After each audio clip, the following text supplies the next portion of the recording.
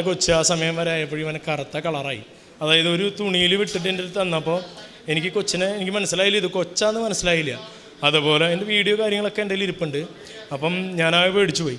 അപ്പോൾ ഇനി പറഞ്ഞു എൻ്റെ രക്ഷയില്ല, ഒപ്പിട്ട് കൊടുക്കാൻ പറഞ്ഞു. രാത്രി 10:30 പറഞ്ഞു. അപ്പോൾ തന്നെ രാത്രി 10:30 ഞാൻ ആദ്യം എൻ്റെ അമ്മേനെ വിളിച്ചു.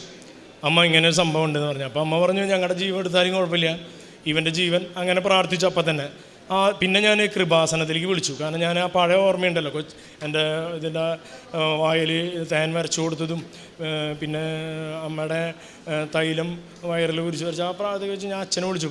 അച്ഛൻ പറഞ്ഞു പ്രാർത്ഥിക്കാമെന്ന് പറഞ്ഞു.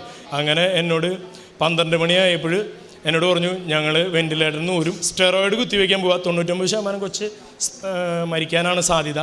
അപ്പം നിങ്ങൾ ഒപ്പിട്ട് തരാൻ പറഞ്ഞു. അപ്പോൾ ഞാൻ പറഞ്ഞു എൻ്റെ മകൻ്റെ മരണത്തിന് ഞാൻ തന്നെ ഒപ്പിട്ട് കൊടുക്കണ ഒരു ഗതികേട്. ആ സമയത്ത് ഇങ്ങനെയൊന്നും അല്ലായിരുന്നു, എനിക്ക് സംസാരിക്കാനോ ഒന്നിനും പറ്റുന്ന, കയ്യും കാലൊക്കെ വിറച്ചു പോയി, ഒന്നും ഇല്ലാതെയായി പോയി. ഞാനില്ലാത്ത സമയം വൈഫിനോട് പറയാൻ പറഞ്ഞു. 10:30 എന്നോട് പറഞ്ഞു